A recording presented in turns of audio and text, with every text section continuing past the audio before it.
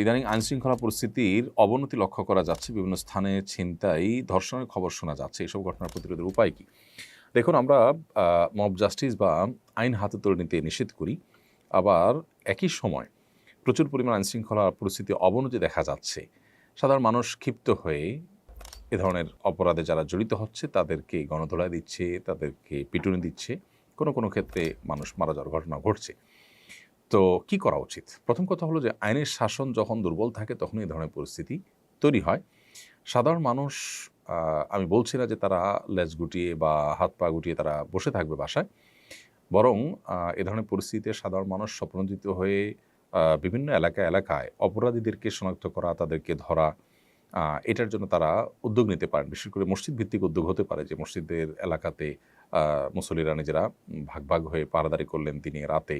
কারা এ সমস্ত করছেন তাদেরকে ধরে আইনের আওতায় নিয়ে আসা। তারা যদি ধরপাকড় করে পুলিশে সোপর্দ করেন তাহলে সেক্ষেত্রে বিচারের মুখোমুখি হতে পারে এবং অনেকটা আতঙ্কিত হয়ে যাবে অপরাধীরা যখন সবাই সতর্ক হবে।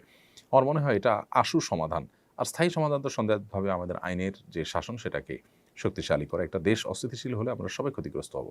সেই জায়গা থেকে আমাদের সবারই উচিত দায়িত্বশীল আচরণ করা। আর যদি আইন হাতে তুলে নেওয়ার মতো ঘটনা ঘটে তাহলে যেটা হবে যে আজকেই কোনো একটা পত্রিকা দেখলাম যে কোনো দম্পতি তারা কোনো একটা রিসোর্ট বা এরকম কিছু কুয়াকাটার দিকে সম্ভবত সেখান থেকে তারা বের হয়েছেন এবং তাদেরকে অবৈধ সম্পর্ককারী মনে করে গণপিটুনি দেওয়া হয়েছে। পরবর্তীতে জানা গেল তারা স্বামী স্ত্রী, তাদের কথাই তাদেরকে শুনতে দেওয়া হয়নি এবং তাদের কথা বিশ্বাস করা হয়নি। তো এভাবেই সবাই যদি যার মতো করে বিচার করা শুরু করি আমরা বা সবাই যদি আইন হাতে তুলে নিই তাহলে সেক্ষেত্রে অনেক অনভিপ্রেত ঘটনা ঘটবে এবং বিশৃঙ্খল হবে। এজন্য আইনশৃঙ্খলা পরিস্থিতির অবনতিতে আমরা এলাকায় পাহারাদারির ব্যবস্থা করতে পারি স্বপ্রণোদিত হয়ে। এতে আমরা সওয়াব লাভ করব। আল্লাহর কাছে আজরের আশায় করলে আমরা আজর পাবো, বিনিময় পাবো ইনশাআল্লাহ। সেই সাথে এটার একটা আশু সমাধানের পথও হতে পারে। বাহ্যত ধার্মিক, দাড়ি রাখেন, টুপি পাঞ্জাবি পরেন, এরকম অনেক ব্যবসায়ীও পণ্য মজুত করে বাজারে কৃত্রিম সংকট সৃষ্টির সঙ্গে জড়িত। এদের কারণে ধার্মিকদের প্রতি সমাজের মানুষের বিরূপ ধারণা তৈরি হয়। অনেকে দাড়ি টুপি নিয়ে ট্রল করেন। এ বিষয়ে আপনার সুচিন্তিত মন্তব্য কামনা করছি। দেখুন, যারা মুখে লম্বা দাড়ি, মাথায় টুপি, গায়ে পাঞ্জাবি এবং নামাজ রোজা করেও মানুষের অসুবিধা তৈরি হয় এরকম কোনো কাজ করেন অথবা কৃত্রিম সংকট সৃষ্টি করবার জন্য মজুতদারি করেন, তারা একাধারে বকধার্মিকতার পরিচয় দিচ্ছেন। অর্থাৎ লেবাস সর্বস্ব কোনো দিন ইসলাম নয়, বরং ইসলামটা পূর্ণাঙ্গ জীবন ব্যবস্থা, সেটা তারা হয়তো বুঝতে অপারগ, অথবা তাদের এই লেবাসটা শুধুই বাণিজ্যিক বা ব্যবসায়িক স্বার্থে। দুটির একটি নিশ্চয়ই, হয় তারা ইসলামকে বোঝেননি, তারা মনে করেছেন ইসলামটা পোশাকই একটা ধর্ম, এটি তাদের একটি ভুল ধারণা, অথবা এটা তাদের বাণিজ্যিক একটি টুল মাত্র। একজন মুসলিম তিনি প্রকৃত অর্থে ধার্মিক তখনই হবেন যখন তিনি আল্লাহর হকের পাশাপাশি বান্দার হকের উপরে সচেতন হবেন। নবী সাল্লাল্লাহু আলাইহি ওয়াসাল্লাম যেখানে পরিষ্কারভাবে বলেছেন, আল মুহতাকিরু খাতি লা ইয়াহতাকিরু ইল্লা খাতি, অপরাধী ছাড়া কেউ কৃত্রিম সংকট সৃষ্টি করবার জন্য মজুতদারি করতে পারে না। মজুতদারি করাকে যেখানে নবী সাল্লাল্লাহু আলাইহি ওয়াসাল্লাম নিরুৎসাহিত করেছেন, সেখানে দাড়ি টুপি নিয়ে মজুতদারি করাটা এটা হলো একরকম ইসলামের সাথে তামাশার শামিল। দ্বিতীয়ত, আমরা আমাদের যে সমস্ত ভাই ব্রাদাররা যারা বাহ্যিকভাবে ইসলাম চর্চা করেন কিন্তু বেচাকেনা করতে গিয়ে, ব্যবসা বাণিজ্য করতে গিয়ে, অন্যান্য কাজকাম করতে গিয়ে তারা আল্লাহর বিধিবিধানকে মেনে চলছেন না, মানুষের কষ্টের কারণ হচ্ছেন, মানুষের অধিকার নষ্ট করছেন, তারা ইসলামটাকে ভালো করে যেন বোঝেন, ইসলামটাকে ভালো করে যেন শেখেন এবং জানার চেষ্টা করেন, সেই জন্য আমি তাদেরকে বিনয়ের সাথে অনুরোধ করছি। এই সমস্ত মানুষদেরকে যারা ধার্মিক মনে করেন, অনেক আলেম ওলামা আছেন তাদেরকে মসজিদ মাদ্রাসার সাথে অ্যাকোমোডেট করেন, তাদেরকে আমরা বলবো যে দিনের প্রকৃত রূপটা তাদের সামনে তুলে ধরার চেষ্টা করবেন। একজন মানুষ তিনি যখন বেচাকেনা করবেন, মানে ক্রেতা হবেন কিংবা বিক্রেতা হবেন, তখনও তাকে অন্যের অধিকার এবং সুবিধার দিকটা খেয়াল রাখতে হবে। আপনার আগের কম দামে কেনা জিনিসপত্র আপনি সরিয়ে রাখছেন, রমজানের দাম বাড়বে তখন আপনি সরিয়ে সেটা বিক্রি করবেন, পরিষ্কার এটি নাজায়েজ। বাজারের স্থিতিশীলতা রক্ষা করার জন্য শরিয়ার নির্দেশ, সরকারি নির্দেশ শুধু নয়, শরিয়ার নির্দেশ হলো আপনি বাজারে স্বাভাবিক আচরণ করবেন, অস্বাভাবিক আচরণ নয়, যা আছে সেটা বিক্রি করবেন, দাম যখন বাড়বে তখন আপনি বেশি দামে পণ্য কিনে সেটা আপনি বিক্রি করবেন সে দামেই। যদি আপনি এভাবে ব্যবসা করতে পারেন, অর্থাৎ বেশি দামে দাম বেড়ে গেলে তখন বেশি দামে কিনে বেশি দামে বিক্রি করবেন, সে দামের আনুপাতিক হারে আপনি বিক্রি করবেন, তাতে যদি ব্যবসা আপনার কম হবে। কিন্তু যদি আপনি আগে থেকে মাল স্টক করে রেখে এরপর দাম বাড়ার পর বিক্রি করেন, তাহলে সেক্ষেত্রে এটা হবে কৃত্রিম সংকট সৃষ্টি করা। বিশেষ করে এই ধরনের মাল সরায় রাখার ফলে যে সংকট সৃষ্টি হয়, তার ফলেও দাম অনেক সময় বেড়ে যায়।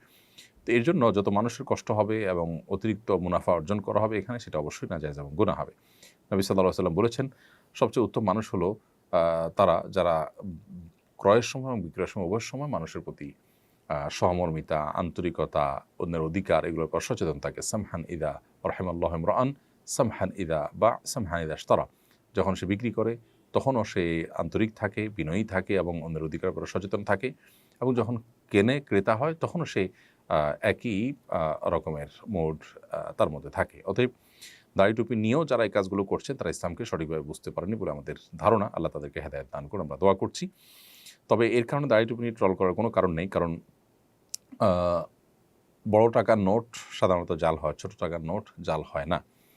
তো এর মানে এই না যে বড় টাকার দোষ আছে। দাড়ি টুপি লাগালে মানুষ ভালো মনে করবে, কারণ দাড়ি টুপিওয়ালা মানুষ সাধারণত ভালো হয়ে থাকে। অতএব এই লেবাস যদি কেউ ধারণ করে এটা তার ত্রুটি, লেবাসের ত্রুটি না, বিধায় লেবাস নিয়ে ট্রল করা না অবশ্যই অনুচিত। মোহাম্মদপুরে এক নারী পাবলিক প্লেসে ধূমপান করেন। এক ব্যক্তি বিষয়টির প্রতিবাদ করেন। বিষয়টাকে একদল মানুষ নারী নিগ্রহ হিসাবে আখ্যা দেন। প্রসঙ্গে স্বরাষ্ট্র উপদেষ্টা জানান, পাবলিক প্লেসে নারী পুরুষ কারো ধূমপান করা উচিত নয়। বক্তব্যের প্রেক্ষিতে এক শ্রেণীর মানুষ স্বরাষ্ট্র উপদেষ্টার পদত্যাগ চান। পুরো বিষয়টাকে ধর্মীয় সমাজ তত্ত্বের আলোকে ব্যাখ্যা করবেন বলে আশা করি। দেখুন, নারীবাদ নিয়ে অতিরিক্ত আপনার যদি কচলানো হয়, তাহলে সেক্ষেত্রে মানে একটা ভালো জিনিসও কিন্তু খারাপে পরিণত হবে, যেটা আমাদের সমাজে বিভিন্ন ইস্যুতে আমরা দেখি যে হচ্ছে।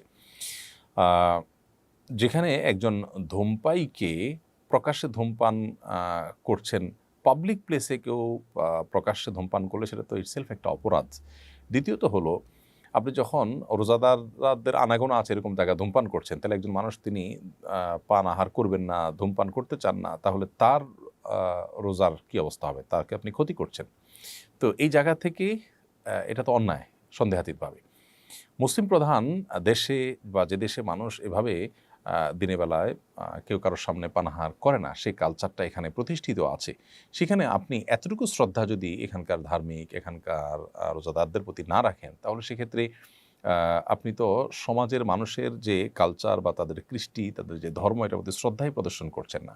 তো এই ধরনের অশ্রদ্ধা প্রদর্শনকারী মানুষ যারা আছে, তারা সমাজকে নানা সময় ছোটোখাটো ইস্যুকে অনেক বড় করে তারা অস্থিতিশীলতার দিকে নিয়ে যায়। স্বরাষ্ট্র উপদেষ্টা খুব সঠিকই বলেছেন, এবং এক্ষেত্রে স্বরাষ্ট্র উপদেষ্টাকে আমাদের সমর্থন করা কর্তব্য। এবং যারা সীমা লঙ্ঘন করছেন, সমাজের খুবই সীমিত সংখ্যক মানুষ, তারা আমি আশা করব যাদের বোধোদয় হবে যে তারা কেউ যদি রোজা না রাখেন, সেটা একান্ত তার ব্যাপার, তিনি আল্লাহর সাথে বুঝবেন, কিন্তু প্রকাশ্যে অন্য রোজাদারদের সামনে অন্তত তিনি এই কাজটি করতে পারেন না। এটা তাদের যে রোজা সেটার প্রতি অশ্রদ্ধার শামিল, এবং রোজা রেখে তিনি পানাহার বর্জন করা তার জন্য ফরজ কর্তব্য করেছেন।